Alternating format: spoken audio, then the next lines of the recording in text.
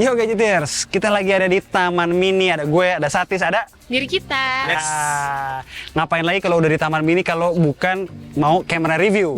Nah, kali ini smartphone-nya adalah Vivo V29 yang lagi dipakai nge-record sekarang ini. Ini ngomong-ngomong men, belum nyampe 6 bulan loh sejak rilisan V27. Itu Maret atau April tahun ini kan. Betul. Ini pada ngomel nggak nih yang beli Vivo V27 kemarin? Gue rasa enggak sih men ya. Karena kan dari penggunaan kita V29 ini lebih kayak V27s. Karena kan perubahannya dari V27 enggak luar biasa. Cuman memang ada beberapa perubahan yang notable. Dan yang warna velvet red yang kita pakai ini, itu emang bikin desainnya makin kece, makin premium lah. Nah, langsung aja kita jalan-jalan keliling Taman Mini lagi, ya kan, cari background yang baru, cari suasana baru buat in-depth camera review Vivo V29 ini. Let's go.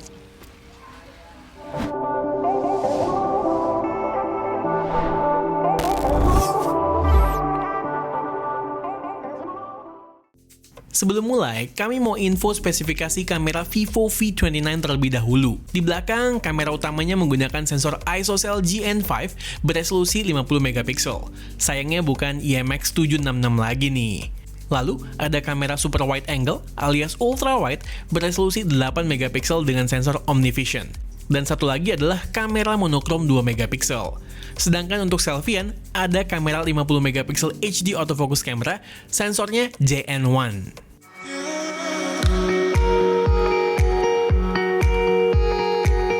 Oke, kita udah muter-muter, ngambil foto diri kita, ngambil foto landscape, ya. lain-lain. Overall, improvement soal fotografi di V29 dari V27 adalah V29 sekarang lebih natural processingnya di berbagai parameter.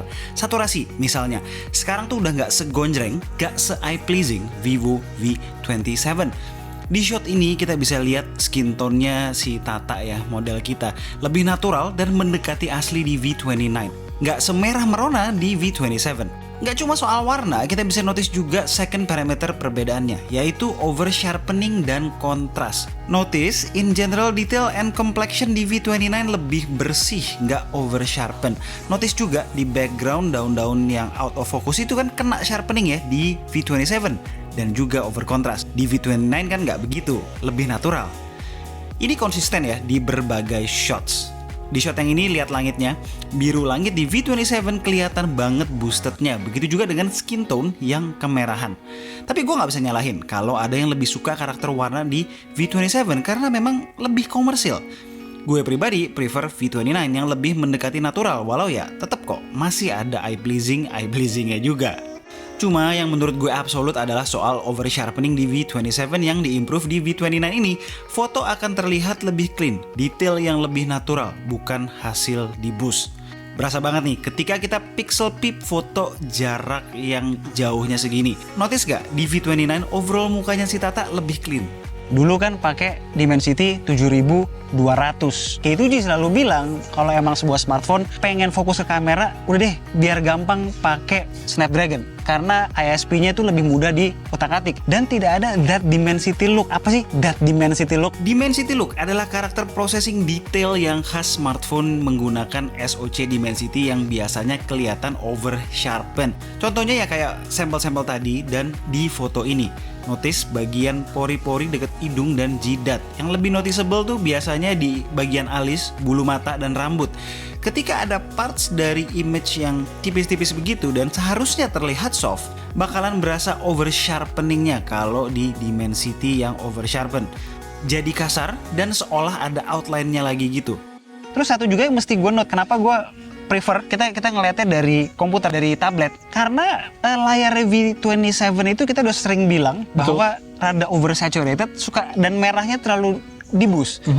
Nah, di sini kita perhatikan berapa kali kita side by side, oh ternyata layar V29 juga sebenarnya ada improvement nih. Betul. Jadi buat bener-bener ketika kita jepret foto, hasilnya lebih representatif ya. Representatif. Kadang-kadang soalnya dulu gue inget ya di V27 tuh gue jepret, merah banget ya. Terus gue kasih ke orang, orangnya bilang nggak merah. Terus selain orang, kita juga jepret foto-foto landscape. Itu kalau kita lihat hasilnya nothing to complain basically man ya. Orang aja udah oke, apalagi foto landscape. Harusnya piece of cake. Iya, kita selalu bilang yang susah itu sebenarnya moto orang, moto landscape. Ya warna salah atau benar kan kita nggak tahu aja. Karena orang ngejudge gimana ngejudge, tapi kalau soal kulit orang, ketajaman kulit pori-pori orang tuh udah warna gitu kan, iya, skin tone. udah hafal gitu orang. Jadi orang tahu, orang notice ketika itu salah tuh gampang notice. Betul. Kalau tadi good lighting, kita move on ke challenging lighting nih. Backlight dulu. Ketika dibandingkan dengan V27, gue melihat perbedaan soal bagaimana V29 lebih smart menghandle scene backlight. Di kondisi backlight yang nggak terlalu ekstrim, V29 cenderung lebih bisa ngangkat shadows daripada V27 yang cara menghandle backgroundnya yang bright cenderung malah membuat overall image lebih gelap, including foregroundnya. Kerennya lagi, V29 melakukan hal itu tanpa nge-boost foreground secara berlebihan. Natural aja. Yang berlebihan tuh kayak apa bang? Nah itu biasanya jadi keluar efek halo white fringe gitu di pinggir foreground. Di sini kan nggak gitu ya. Nah semakin ekstrim backlightnya semakin berasa tuh keunggulan V29 dibanding V27, terutama soal kontras tadi. Belaga gila dikit, moto direct ke arah matahari begini. Nah, V27 semakin struggling dan akhirnya memutuskan untuk nge-boost foreground. Sayangnya, at the expense of merusak foreground.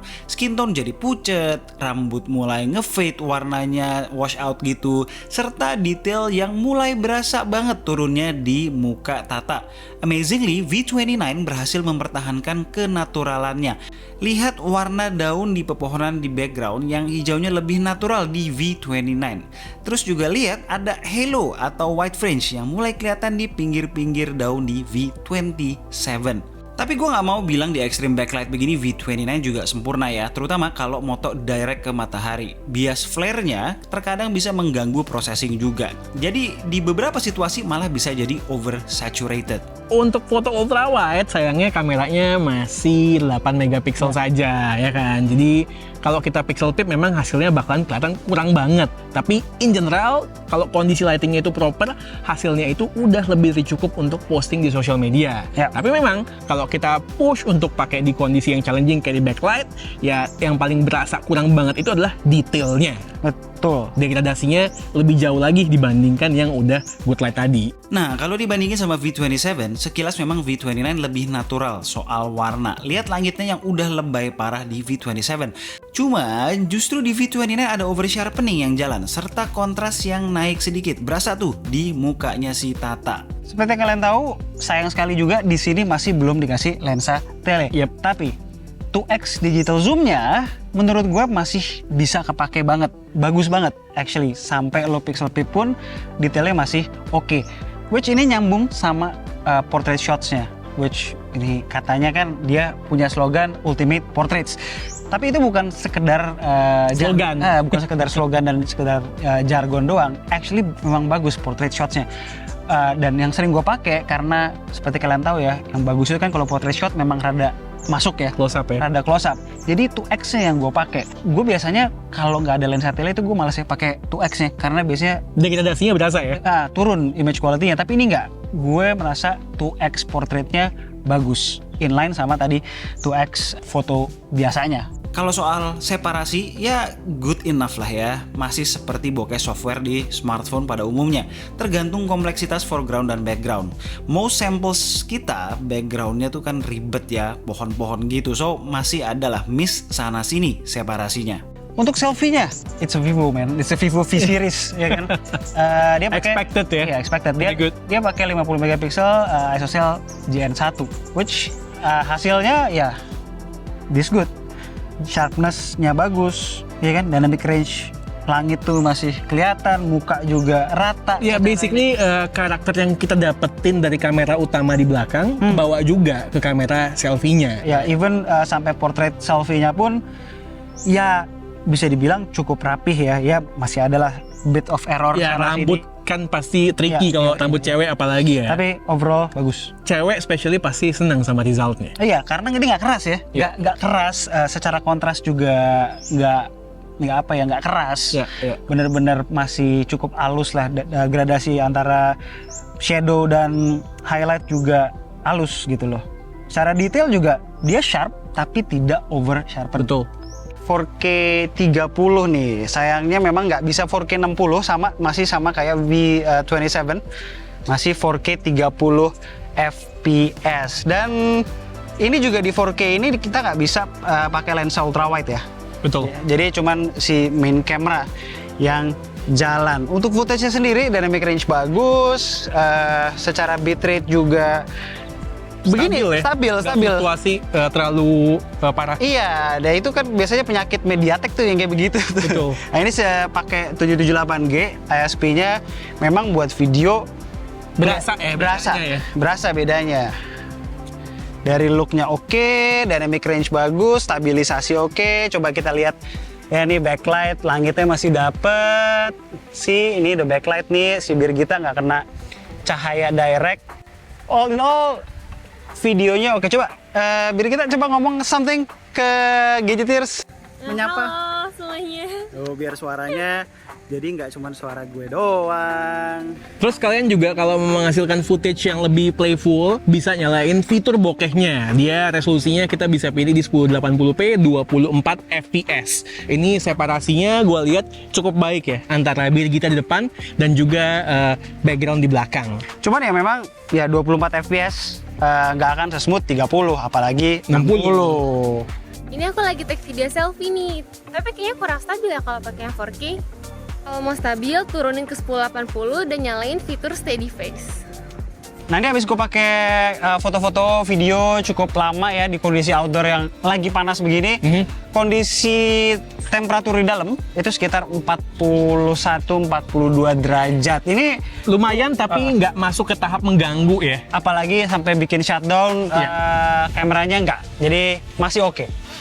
Nah, masuk ke kondisi pencahayaan yang sudah semakin turun ya, semakin gelap. Pertama kali kita nyoba di kondisi indoor lighting. Ya hasilnya ya bagus, dan ketika gue bandingin sama V27, apa ya, nggak ada suatu perbedaan yang signifikan. Lagi-lagi perbedaan paling banyak datang dari warna aja sih. Warna, dan itu menurut gue ya masih selera. Lebih warm, lebih saturated sedikit, dan lebih kontras sedikit di V27, dan V29 tuh lebih a bit more natural. Terus dia juga kalau ada warna lampu yang kekuningan lebih dinetralin sama dia. Ketidakjauh bedaan ini bukan suatu hal yang buruk, karena basically V27 emang udah bagus di kondisi yang sama gitu loh. Dan untuk hal yang sama juga kita rasakan untuk main camera di kondisi low light. Kalau ditanya bagusan V27 atau V29, gue nggak bisa jawab karena ya kadang bagusan V27, kadang bagusan V29. Lagi-lagi kebanyakan perbedaannya datang dari soal temperatur ya, dimana V29 lebih sering netralisir white balance dibandingkan V27 yang karena kita banyak dari tadi bermain di kondisi lighting yang warm, yang temperatur Kelvinnya warm, jadi V27 lebih banyak ya kuning. Sementara di V29 lebih netral gitu loh. Dan kalau sharpness apa segala macam saling mengalahkan banget deh. Iya, kadang di V29 lebih tajam tapi noise-nya itu lebih berasa, dan sebaliknya untuk Vivo V27. Untuk ultrawide, memang di Vivo V29 kita berasa lebih tajam, tapi bukan hasil dari kerja sensor ya. Memang ada sharpeningnya. Lagi-lagi memang kalau di kondisi yang urgent banget bisa kepake. Next, portrait mode di kondisi mulai gelap aja tuh masih bagus ya hasilnya ya, gokil ya. Jadi detailnya masih dapet, ya separasi semua segala macam sama kayak di good light lah. Tapi kalau misalnya berasa kurang, jangan lupa V29 ini ada yang namanya Aura Lighting. Ini jadi sebenarnya ya basically adalah sebuah sistem flash system berupa ring, dimana hasilnya itu lebih rata dibandingkan flash biasa. Rata karena dibentuknya kan bulat ngering gitu ya. Nah, kerennya lagi di sini ini bisa di adjust temperaturnya. Temperaturnya mau berapa Kelvin? Kalau di sini sih as simple as mau putih banget atau mau orange banget. Gimana cara taunya pakai orange atau putih? Lihat ke kondisi sekitar. Lampu di sekitar lo itu warnanya apa? Temperaturnya seperti apa? Lebih bagus ketika kita ngeset manual si Aura Lighting tersebut di temperatur yang mirip dengan lighting sekitar. Tapi kalau emang misalnya mau play around, mau playful, ya dibedain sekalian juga nggak apa-apa. Jadi ada kontras yang berbeda, warna yang berbeda antara objek utama dengan background. Iya, pokoknya play around aja dengan slidernya kan di viewfinder sampai dapat kira-kira output seperti apa yang kita inginkan. Sedikit note soal aura lighting ini tuh nggak bisa lo biarin nyala kelamaan ya. Jadi ketika dia panas dia akan auto shutdown. Jadi benar-benar nyalain itu ketika baru akan mau jepret. Jangan lupa aura lighting ini juga bisa dipakai di video. Jadi nge-record video kalau emang kondisinya gelap banget, kalian masih bisa nge-record video dan dapetin hasil yang punya detail cukup oke. Terus juga selain video bisa juga di portrait mode dan hasilnya kalau lagi malam-malam dan ada background yang bercahaya seperti Taman Mini ini, hasilnya gokil.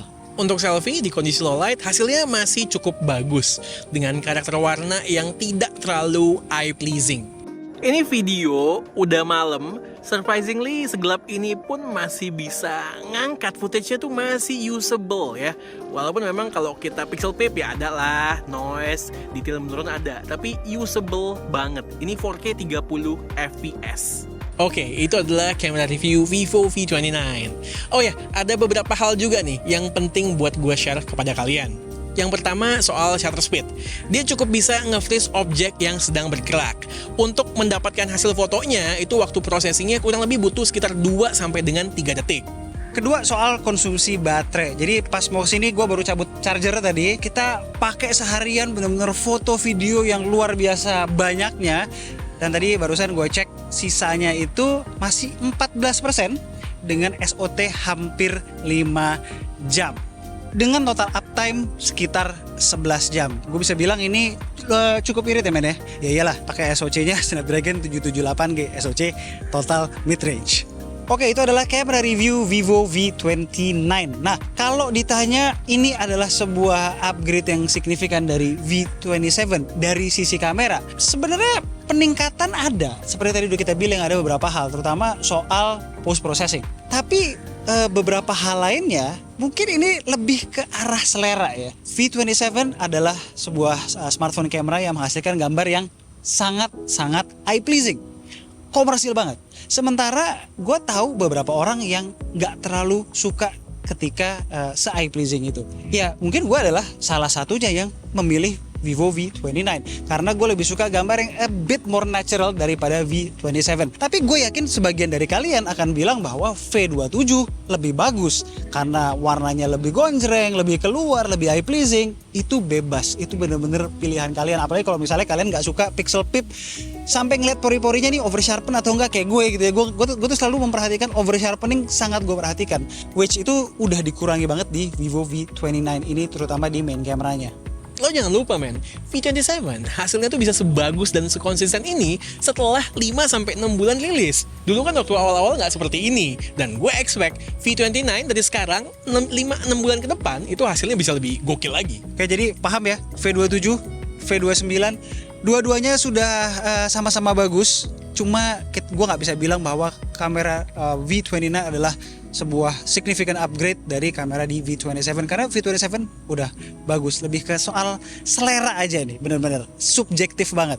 Di luar kamera, V29 punya beberapa improvement dibandingkan generasi terdahulu, seperti charging speed yang lebih cepat, kemudian resolusi layar yang lebih tinggi, sehingga pixel density-nya juga lebih rapat. Nggak lupa, aura light juga ada loh. Pokoknya untuk detail lengkap spesifikasinya, gue taruh di deskripsi. Cuma masih diingat ya, masih ada juga kekurangan di V27 yang masih ada di V29 ini, terutama soal mono speaker dan vibration motor yang belum flagship grade alias kasar. Intinya Vivo V29 ini target marketnya bukan user V27 menurut gue, tapi orang-orang yang justru belum beli V27 kemarin. Simpelnya gini, V27 kasih performa lebih baik dengan kamera yang cukup bagus. Sementara V29 level up di sektor kamera dengan maksimum performance yang satu level di bawah. Ya kalau kalian tertarik untuk membeli Vivo V29 ini, jangan lupa ya, kalau saran dari gue ya, belilah yang 512. 512 itu beda harganya sama yang 256, itu 1 juta. Cuma dengan bayar 1 juta lebih mahal, lo dapat 512 GB ya kan? Plus RAM yang lebih gede juga. Kalau yang 256 itu 8, yang 512 dapat 12 GB. Oke? Sekian aja video dari kami berdua kali ini. Gue Alesa, Gue Satish, and this is K2G. tunggu racun-racun kami berikutnya. Ciao. Bye guys.